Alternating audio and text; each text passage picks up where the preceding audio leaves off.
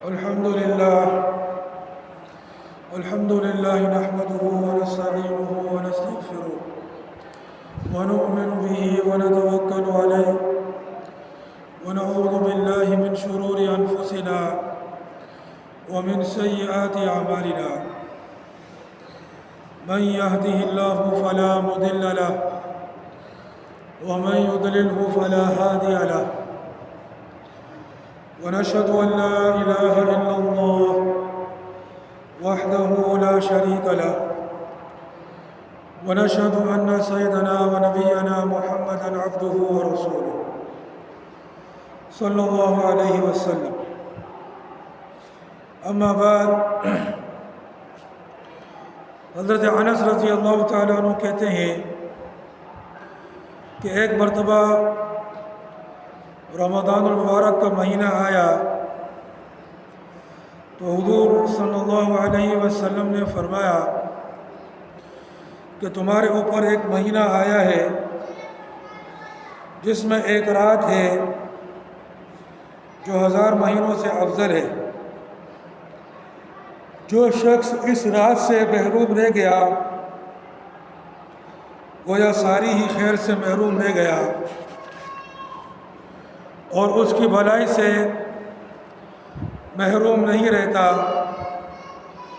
مگر وہ شخص جو حقیقتاً محروم ہی ہے.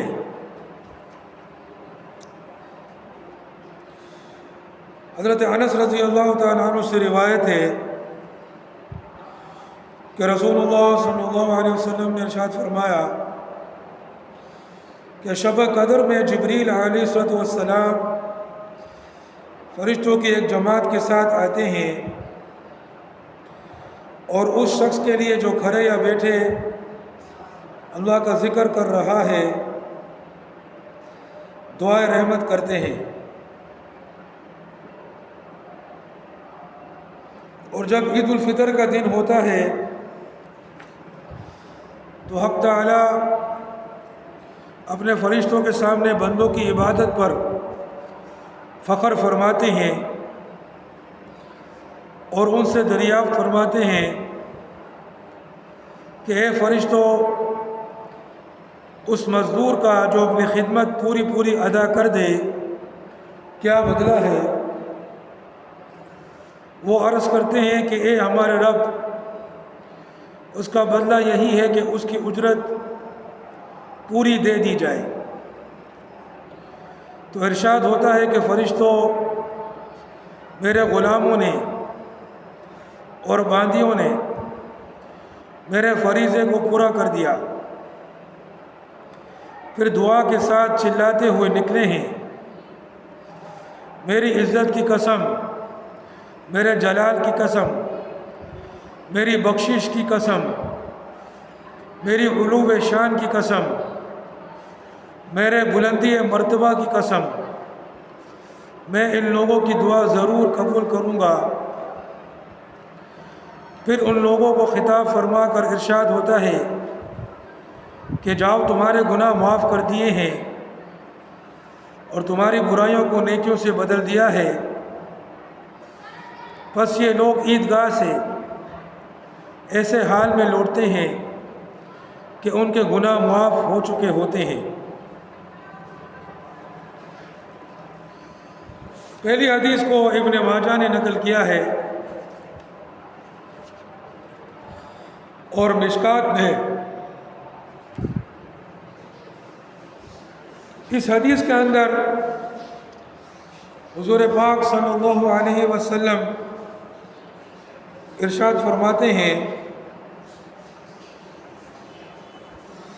کہ تمہارے اوپر ایک مہینہ آیا ہے، یعنی رمضان کا مہینہ. اس میں ایک رات ہے جو 1000 مہینوں سے بہتر ہے.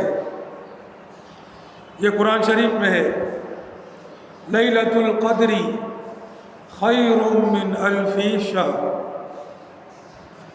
کہ شب قدر جو ہے وہ 1000 مہینوں سے بہتر ہے. یعنی اس کے اندر عبادت کرنا، اس کا جو ثواب ملے گا وہ 1000 مہینوں کی عبادت سے بھی افضل ہوگا۔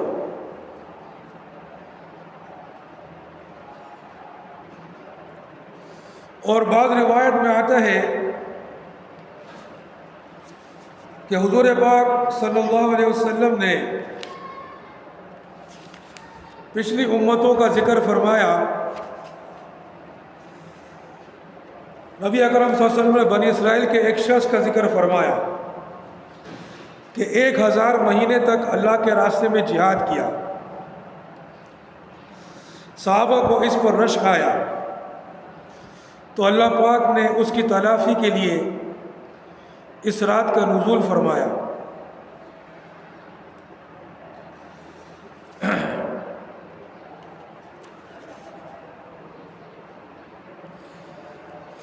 نبی اکرم صلی اللہ علیہ وسلم نے پہلی امتوں کی عمروں کو دیکھا کہ بہت ہوئی ہیں، اور آپ کی امت کی عمریں بہت تھوڑی ہیں۔ اگر وہ نیک اعمال میں ان کی برابری بھی کرنا چاہیں تو ناممکن۔ اس سے اللہ کے لاڈلے نبی کو رنج ہوا، اس کی تلافی میں یہ رات مرحمت فرمائی۔ تو بہرحال روایت میں اس قسم کی چیزیں آئی ہیں کہ چونکہ اس امت کی عمریں جو ہیں وہ چھوٹی ہیں،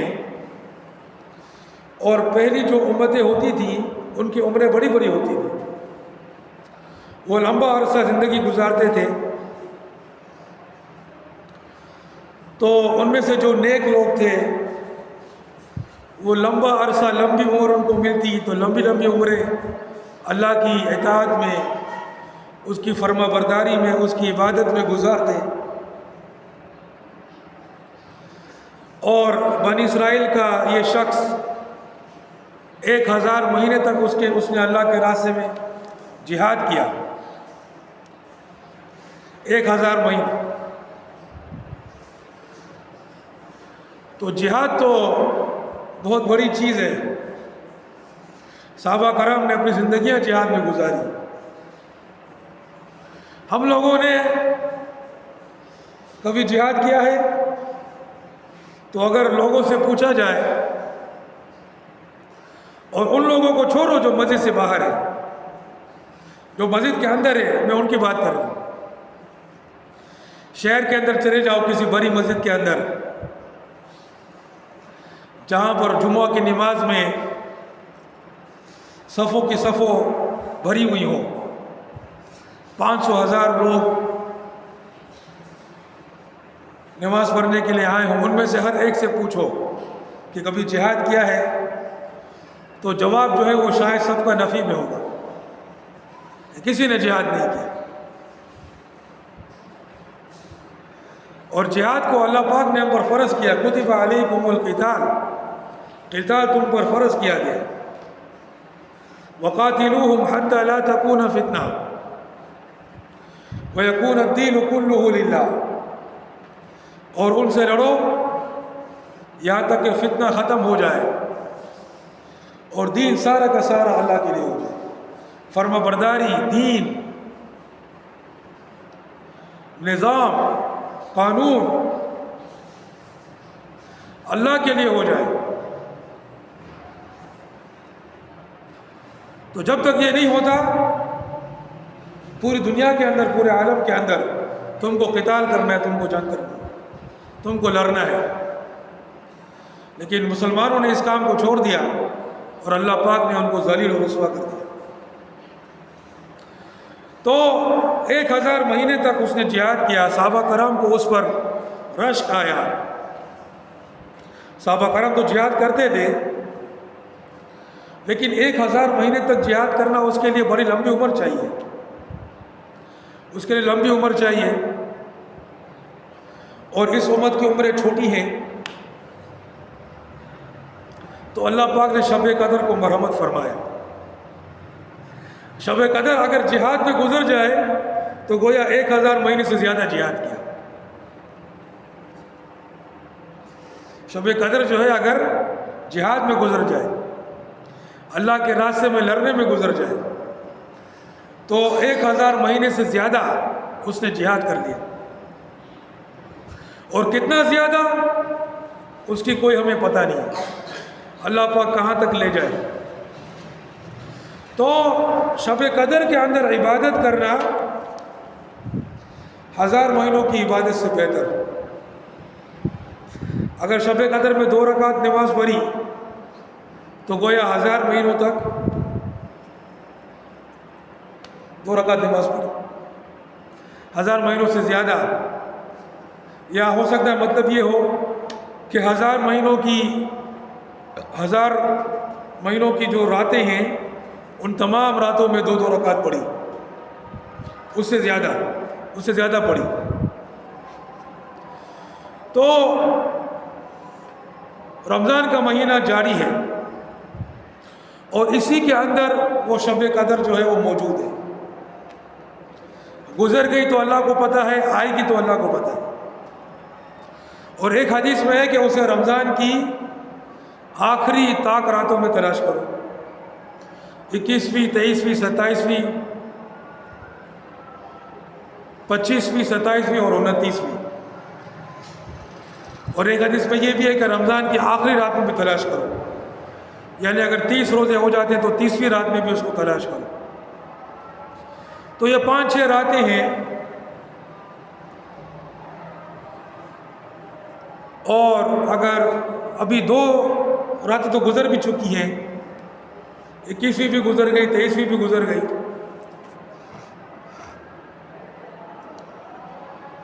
تو اب کچھ راتیں باقی ہیں، 24ویں، 25ویں، 26ویں، 27ویں، 28ویں، یہ کچھ راتیں جو ہیں باقی رہ گئی ہیں اور بڑی مبارک راتیں ہیں۔ تو اصل یہ ہے کہ ہم اس مبارک رات کو اپنے لیے مبارک بناتے ہیں کہ نہیں۔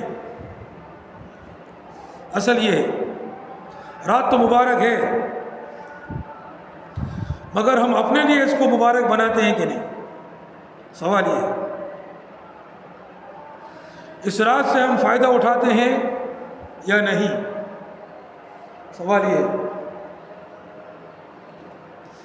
ابھی جو گزر گیا وہ تو واپس نہیں آئے گا، ابھی جو کچھ راتیں باقی ہیں اس میں کیا خیال ہے۔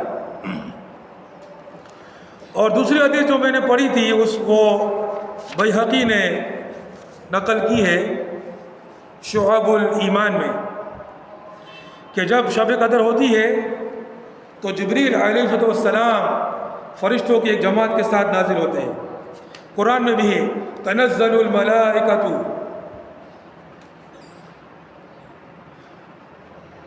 لیلۃ القدر خیر من الف شہر، تنزل الملائکۃ فیہا،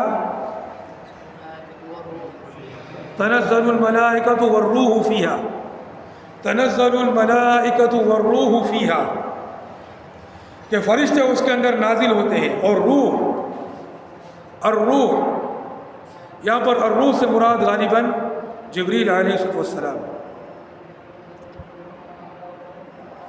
من کل امر سلام ہی حتی مطلع الفجر، فجر تک یہ رات سلامتی والی ہوتی۔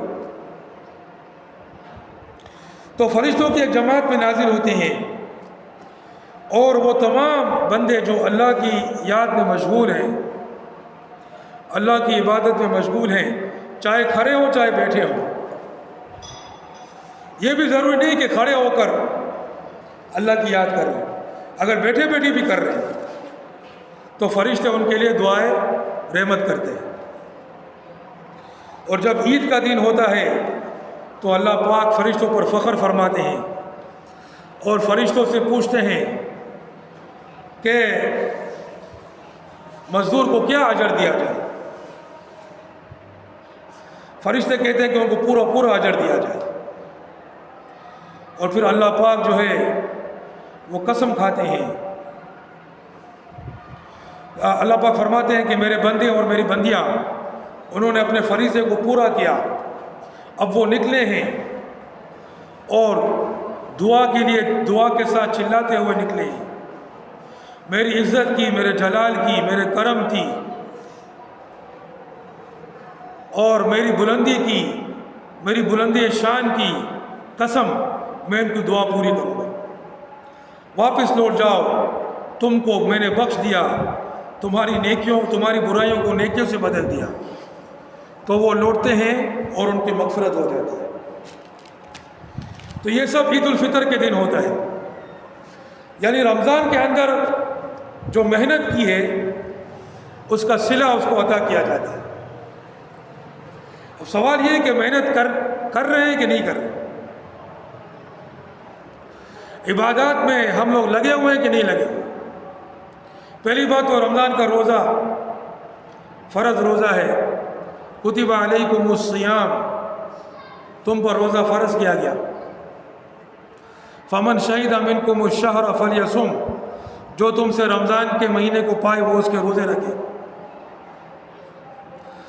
تو ایسے بدبخت لوگ بھی ہیں جو کہ روزہ بھی جو ہے وہ کھاتے ہیں، ایسے بدبخت لوگ بھی ہیں۔ تو پہلی چیز کہ روزے ہمارے سارے پورے ہو، اور روزہ صرف کھانے پینے کا روزہ نہیں ہوتا کہ کھانے پینے سے اور جماع سے رک گیا۔ روزے کا مطلب اصل مقصد ہے گناہوں سے اپنے آپ کو روکنا۔ لعلکم تتقون، کتب علیکم الصیام کما کتب علی الذین من قبلکم لعلکم تتقون، تاکہ تم پرہیزگار بن جاؤ۔ جو روزہ رکھ کے گناہوں سے نہیں بچتا تو اللہ کو تو کوئی ضرورت نہیں ہے کہ وہ کھانا پینا چھوڑ دے۔ چپل اتار، اللہ پاک کو اس سے کوئی فائدہ نہیں ہوتا ہے کہ ہم کھانا نہیں کھاتے، پانی نہیں پیتے، ایسی چیزوں سے نہ تو اللہ کو کوئی فائدہ ہوتا ہے، نہ کوئی اللہ تو نفع نقصان سے پاک ذات ہے، نہ کوئی چیز اس کو نفع دیتی ہے، نہ کوئی چیز اس کو نقصان دیتی ہے۔ مقصد ہمارا ہے کہ ہم پرہیزگاری کو حاصل کریں، ہم جو ہے گناہوں سے بچیں۔ فرشتے دیکھو، اللہ پاک نے فرشتوں کو معصوم پیدا فرمایا، فرشتے معصوم ہیں اور وہ کھانا بھی نہیں کھاتے، پانی بھی نہیں پیتے، ان کے اندر میاں بیوی بھی نہیں ہوتا۔ تو جب روزہ رکھتا ہے بندہ اور یہ فرشتوں کی یہ عادات کو اپناتا ہے کہ وہ ان چیزوں سے دور رہتا ہے جو فرشتوں کے اندر موجود نہیں ہے، تو مقصد یہ ہے کہ فرشتوں کی طرح اس کے اندر گناہوں سے بچنے کی عادت دیتے تھے۔ تو گناہ اصل مقصد روزے کا یہ ہے۔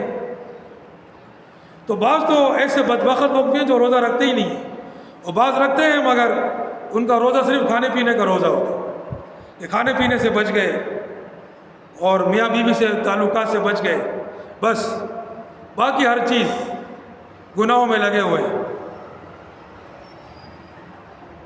غیبتیں کر رہے ہیں، تہمتیں کر رہے ہیں، جھوٹ بول رہے ہیں، خیانت کر رہے ہیں، بے ایمانی کر رہے ہیں، دھوکہ کر رہے ہیں، فریب کر رہے ہیں، لڑائیاں جھگڑا کر رہے ہیں، نامحرم عورتوں کو دیکھ رہے ہیں، سب کچھ کر رہے ہیں۔ تو اللہ پاک کو کوئی ضرورت نہیں ہے اس کو کھانا پینا چھوڑ دے۔ تو پہلی بات تو یہ کہ روزہ ہمارا ہو اور ہمارا روزہ روزے کے مقصد کے ساتھ۔ دوسرا، رمضان کے اندر یہ پوری رمضان کے لیے، صرف شب قدر کے لیے نہیں، کہ نفل کا ثواب فرض کے برابر اور فرض کا ثواب 70 فرض کے برابر ملتا ہے۔ ایک روزہ 70 روزوں کے برابر ہو۔ اور حدیث میں ہے کہ رمضان کا ایک روزہ چھوڑے وہ پھر پوری زندگی اس کی قضا نہیں کر سکتا، یعنی کبھی اس مرتبے تک نہیں پہنچے گا۔ قضا تو اس کو کرنی پڑے گی بہرحال، لیکن کبھی بھی اس مرتبے کو نہیں پہنچے گا۔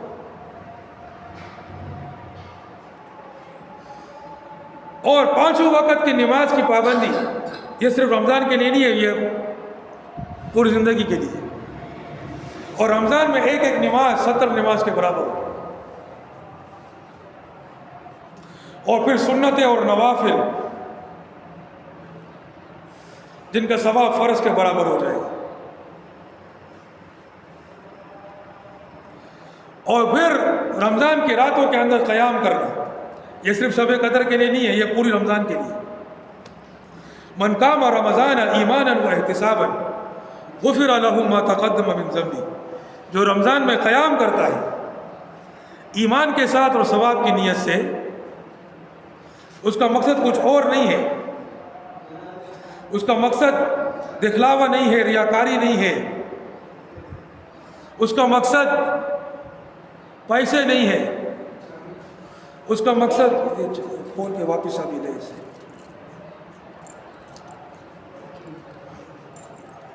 اس کا مقصد جو ہے وہ اللہ کی رضا ہے، اللہ کے ثواب کا حصول ہے۔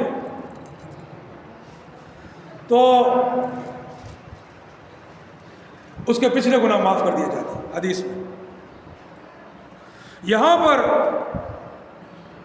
ان قاریوں کے لیے بہت بڑی عبرت کا سامان ہے جو تراویح پڑھاتے ہیں، اور سوچ یہ ہوتی ہے کہ جب قرآن کا تکمیل ہوگی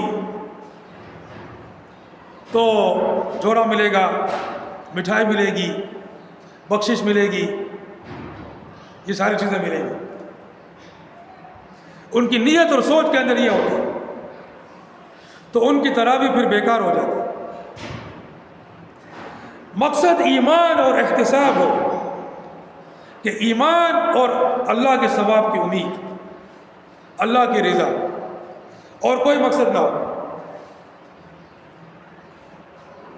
اور ایسے بھی تراویح اس مقصد سے پڑھانا جائز نہیں،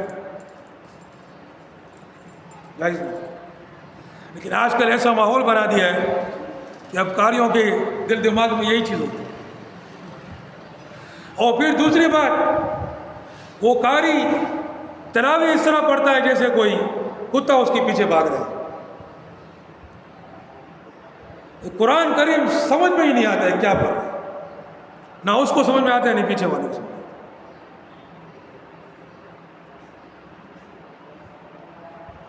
ایسی نمازیں جو ہیں وہ اس کے منہ پر مار دی جاتی ہیں۔ حدیث میں کہ اللہ پاک تمہیں بھی ایسا برباد کرے جیسے تو نے مجھے برباد کیا۔ رکوع سجدہ بھی صحیح نہیں کرتا، اللہ اکبر، سمیع اللہ لمن حمدہ، اللہ اکبر، اللہ اکبر، اللہ اکبر، السلام علیکم، السلام علیکم، یوں بھاگا بھاگی، سمجھے نا۔ اور پیچھے لوگ بھی خوش ہوتے ہیں، بھائی بہت تیز پڑھا رہا ہے، ہاں خوش۔ اسی طرح اس کے باوجود بیٹھے ہوتے ہیں، جب رکوع میں جاتے ہیں تو فوراً اللہ اکبر، سمجھے نا، یوں فوراً ایسے، سمجھے نا، رکوع کا انتظار۔ پیچھے وہ پڑھ رہا ہوتا ہے، وہ پتہ نہیں کیا پڑھ رہا ہوتا ہے، کسی کے سمجھ نہیں آ رہا ہوتا ہے، وہ پیچھے بیٹھے ہوتے ہیں، گپ سپ لگا رہے ہوتے ہیں، اللہ اکبر، اللہ اکبر، اللہ اکبر، ایسی ریس لگی ہوتی ہے تراویح کے اندر۔ لا حول ولا قوت الا باللہ۔ یہ نماز پڑھ رہے ہیں، مذاق اڑا رہے ہیں،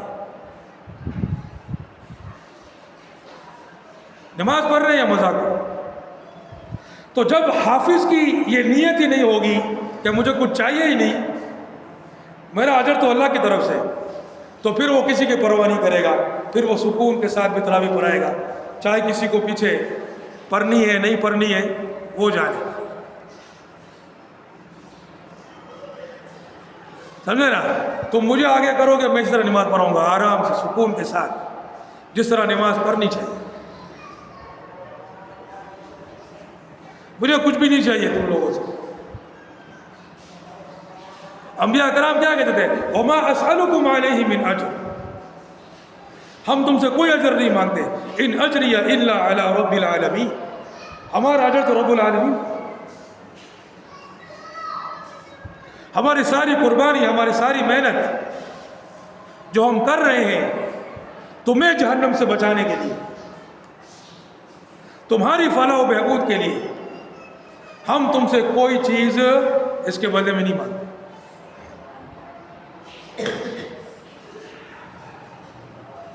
تو یہ دوسری بات کہ رمضان کے اندر قیام کرنا اور صحیح طریقے سے قیام، اور پھر شب قدر اس کو تلاش کرنا، جس کے بارے میں 2 حدیثیں پڑھی گئی کہ حضور پاک صلی اللہ علیہ وسلم نے فرمایا کہ اس مہینے کے اندر ایک رات ہے جو 1000 مہینوں سے بہتر ہے، جو اس راز سے محروم رہ گیا وہ پکا محروم ہے، وہ ساری بھلائی سے محروم رہ گیا، ساری بھلائی سے محروم ہے۔ اور بڑے افسوس کی بات ہے، ابھی یہ رمضان کا آخری عشرہ چل رہا ہے، لیکن پھر بھی لوگ رات کو قیام کے لیے نہیں آتے، مسجد کے اندر نہیں آتے۔ صرف وہ قاری ہوتے ہیں جو سامع ہیں، تراویح سننے کے لیے آتا ہے، اور باقی یہ جو دو اعتکاف میں یہ ہوتے ہیں، یہ بھی اعتکاف میں اس لیے ہوتے ہیں، سمجھے نا؟ باقی اس کے علاوہ ایک اور بندہ اگر ہوتا ہے تو ہوتا ہے بس۔ تو یعنی کسی کو اس بات کی کوئی فکر نہیں ہے کہ شب قدر کو حاصل کیا جائے، اس بات کی کوئی فکر نہیں۔ ہاں، رمضان کے اندر راشن اور زکوٰۃ اور خیرات اور فطرانہ اور یہ ساری چیزیں، اس کے پیچھے لوگوں کی لائنیں لگی ہوتی ہیں، فلاں جگہ راشن مل رہا ہے، وہاں پہنچ جائیں گے بھائی، اعلان ہو جائے گا محلے کے اندر، ایک عورت جو ہے وہ CNN اور BBC بنے گی، سب کو خبر پہنچائے گی، پھر سب جو ہے وہ قافلہ روانہ ہوگا، سمجھے نا؟ پھر ایسے تو دوسرے محلوں والوں سے بھی ایسے ایسے قافلے آئیں گے۔ یہ چند یہ آٹا اور گھی اور یہ تھوڑی سی چیزیں، 4-5 ہزار روپے کی چیزیں، اس کے لیے اتنی محنت کرے گا، لیکن رمضان کی برکتوں سے فائدہ اٹھانے کے لیے، شب قدر سے فائدہ اٹھانے کے لیے اس کی کوئی محنت نہیں، اس کی کوئی اہمیت نہیں ہے اس کے دل کے اندر۔ اور دنیا پوری کی پوری مچھر کے پر کے برابر بھی نہیں ہے۔ 5,000 روپے تو کیا چیز ہے، وہ تو کچھ بھی نہیں ہے، پوری کی پوری دنیا مچھر کے پر کے برابر بھی نہیں ہے، لیکن وہ 5,000 روپے کے لیے اتنی محنتیں کرے گا۔ لیکن میرے بھائیوں، اور بڑے افسوس کی بات ہے کہ ایسے لوگ بھی ہیں پڑوس کے اندر جو یہاں مغرب میں نظر آتے ہیں مگر پھر عشاء میں نظر نہیں آتے، تراویح میں نظر نہیں آتے، غالباً کہیں اور جا رہے ہیں تراویح پڑھنے کے لیے۔ میرے دل میں خیال بھی آیا کہ میں اس سے پوچھوں کہ ایسا کیوں کرتے ہو؟ آپ کا گھر تو یہیں پر ہے، یہ مسجد ہے، آپ اس مسجد کو چھوڑ کر کہیں اور جا رہے ہو تراویح پڑھنے کے لیے، تو وہ ایسا کیوں کرتا ہے؟ تو غالباً اس کی وجہ یہ ہے کہ وہاں جلدی ختم ہو جاتی ہے، شاید اس لیے وہ اس طرح کرتا ہے۔ سبحان اللہ رب العرش العظیم۔ اس مسجد کا حق ہے، یہ تمہارے پڑوس کی مسجد ہے، اور تم اس کو چھوڑ کر یہاں وہاں جا رہے ہو، اور پھر جانتے بھی ہو کہ یہاں پر مسجد آباد نہیں ہے، پھر بھی چھوڑ کے جا رہے ہو۔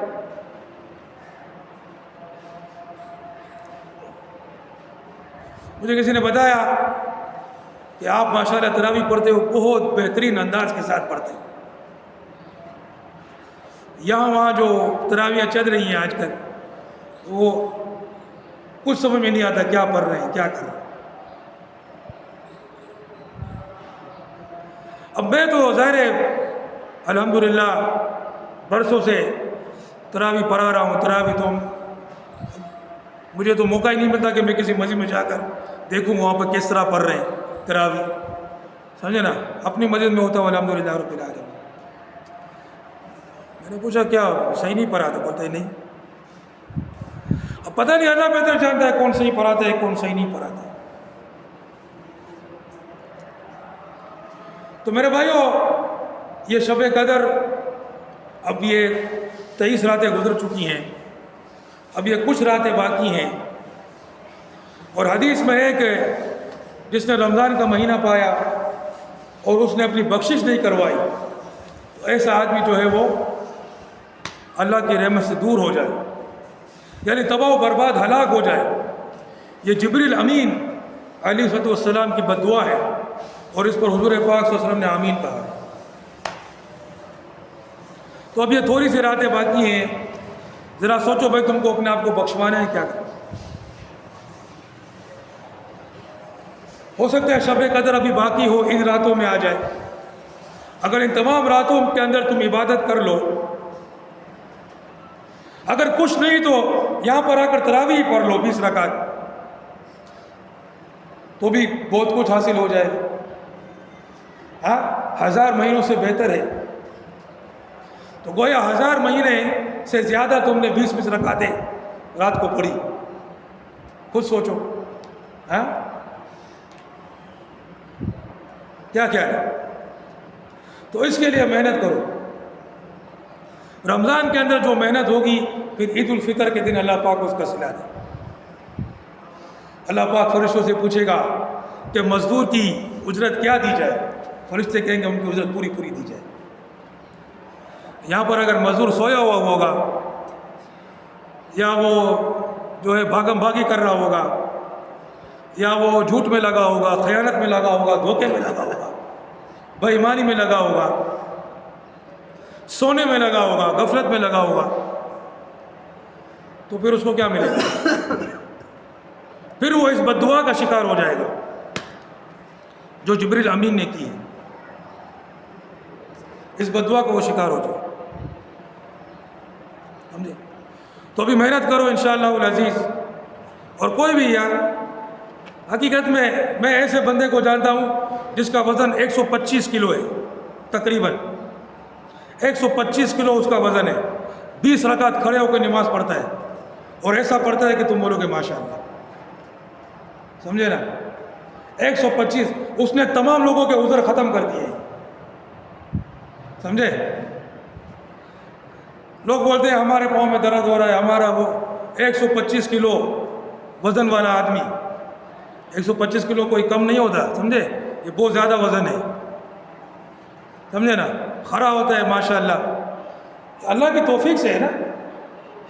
ہاں، اللہ پاک توفیق دیتا ہے، مگر جب بندہ کو توفیق چاہیے ہی نہیں تو پھر کیا ہے؟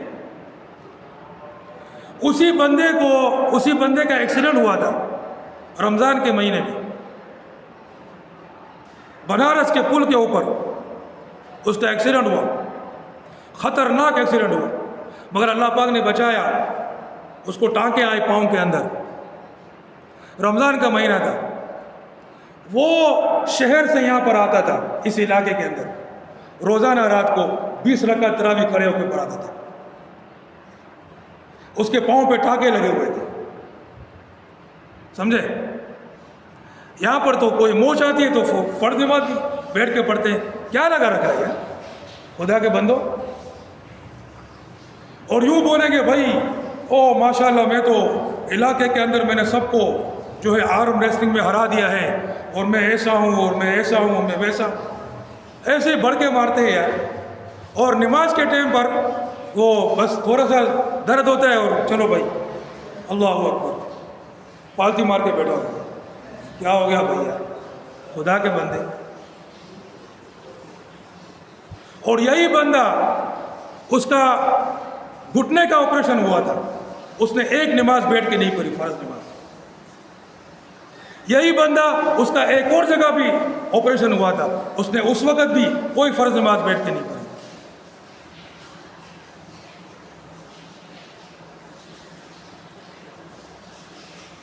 تو یہ باتیں چھوڑو، سارے عذر ختم ہے حقیقت میں، سمجھے؟ اللہ پاک سے توفیق مانگو گے، اللہ پاک انشاءاللہ۔ باقی کوئی واقعی میں کھڑا نہیں ہو سکتا، وہ الگ بات ہے، سمجھے نا؟ باقی یوں یہ وہ میرے پاؤں درد ہو جاتے ہیں، یار خدا کے بندے تیری عمر 25 سال کی ہے، 30 سال کی عمر ہے، تو فیکٹری میں کام کرتا ہے، 20 رکعت میں تیرے پاؤں درد ہو جاتے ہیں، کیا تو ٹھوکا ٹھوکی مار رہا ہے؟ اصل میں بالکل برداشت نہیں کرنا ہے۔ بظاہر تھوڑا کھڑا ہوگا تو تھوڑا بہت تو محسوس ہوگا نا، اس سے کوئی مر تھوڑی جائے گا، اس سے کوئی بیمار تھوڑی ہو جائے گا۔ تو وہی تو محنت ہے دین کے لیے، وہی تو مجاہدہ ہے دین کے لیے۔ جب وہ کام کے لیے اتنی محنت کرتا ہے، پیسے کمانے کے لیے اتنی محنت کرتا ہے، مزدور لوگوں کو، یہ مستری کو دیکھو اور اس کے ساتھ جو مزدور ہوتا ہے کتنا سخت کام کرتے ہیں، ان کے کام کو دیکھو کتنا سخت کام کرتے ہیں. ہاں بلا کے اٹھا کے دینا، اس کو رکھنا، اس پر چنایا کرنا، پلاسٹر کرنا، یہ کرتے ہیں بھائی. کیوں؟ اس کی نظر اس 1500 روپے کے اوپر ہے جو اس کو ملیں گے، اور اس کی نظر اس 2200 روپے کے اوپر ہے جو اس کو ملے گی. اس کے لیے وہ 8 بجے سے لے کر 5 بجے تک محنت کرتا ہے. اور ہم نے تو یہ بھی دیکھا ہے، فخر بھی کرتے ہیں، آ جاؤ مقابلہ کرو، کون زیادہ بلاک اٹھا سکتا ہے. ہم نے تو ایسے کو بھی دیکھا ہے. ہم مسجد میں تو کام ہوا تھا نا، یہاں پہ بھی آتے تھے مسجد ایسے فخر کے ساتھ. ہاں کہ دیکھو بھائی میں ماشاءاللہ اتنا زور آور ہوں کہ بھائی میں اتنے بلاک اٹھا سکتا ہوں اور یہ کر سکتا ہوں اور وہ کر سکتا ہوں. ایسے شو بازیاں بھی کرتے، لیکن نماز کے وقت ان کی پھوس نکل جاتی ہے، دین کے کاموں میں پھوس نکل جاتی ہے. کیوں ایسا؟ اس میں بھی ایسی محنت کرو، ایسا مجاہدہ کرو نا، چاہے کچھ بھی ہو. نہیں، اور یہ اللہ پاک کا حکم ہے، سابقوا الی مغفرۃ من ربکم، مقابلہ کرو، سابقوا، مسابقہ کرو، ایک دوسرے سے مقابلہ کرو اللہ پاک کی طرف، اس کی مغفرت کی طرف، جنت کی طرف. سمجھے؟ اس میں جو ہے وہ کوئی مقابلہ نہیں ہوتا ہے، پیسے کمانے میں سارے مقابلے. تو میرے بھائی یہ آخری راتیں ہیں، انشاءاللہ اس کا اہتمام کریں. وہ جو میں نے روایت ذکر کی کہ 1000 مہینوں تک اس نے جہاد کیا بنی اسرائیل. ہاں، اور صحابہ کرام کو اس پر رشک ہوا. اللہ پاک نے یہ رات عطا فرمائی. ہاں، اگر یہ رات جہاد میں گزر جائے تو گویا 1000 سال سے زیادہ جہاد. کیا بات ہو جائے کہ جہاد میں اگر گزر جائے، اللہ کے دشمنوں سے لڑنے کے اندر، اللہ کے جو دشمن نظام ہیں، چاہے جمہوری نظام ہو، بادشاہی نظام ہو، فوجی نظام ہو یا کوئی اور نظام ہو، ان نظاموں کو ختم کرنے کے لیے اور اللہ کے نظام کو قائم کرنے کے لیے، اللہ کے قانون کو نافذ کرنے کے لیے اگر شب قدر کے اندر وہ لڑے تو گویا 1000 سال سے زیادہ اس کی جہاد، 1000 مہینوں سے زیادہ اس کی جہاد. لیلۃ القدر خیر من الف شہر، 1000 مہینوں سے بہتر. آج حالت یہ کہ لوگوں نے ایک پل کے لیے بھی جہاد نہیں کیا، نہ کبھی سوچتے ہیں کہ وہ جہاد کرنا بھی ہے. حالانکہ قرآن میں حکم ہے کتب علیکم القتال، قتال تم پر فرض کیا گیا، جہاد تم پر فرض کیا گیا. تو میرے بھائیو انشاءاللہ ابھی کچھ روز باقی ہیں. اب کون کون تیار ہے ان راتوں کو جاگنے کے لیے؟ ہاتھ اٹھاؤ. انشاءاللہ کون کون تیار ہے انشاءاللہ ان راتوں کو جاگنے کے لیے، روزوں کو پورا کرنے کے لیے، گناہوں سے بچنے کے لیے، تقوی اور پرہیزگاری کو حاصل کرنے کے لیے، اللہ کے راستے میں جہاد کرنے کے لیے، اللہ کے دشمنوں سے لڑنے کے لیے کون کون تیار ہے بھائی؟ ہاتھ اٹھاؤ بھائی. انشاءاللہ العزیز اللہ پاک جو عمل کرنے کی توفیق عطا فرمائے. وآخر دعوانا الحمدللہ.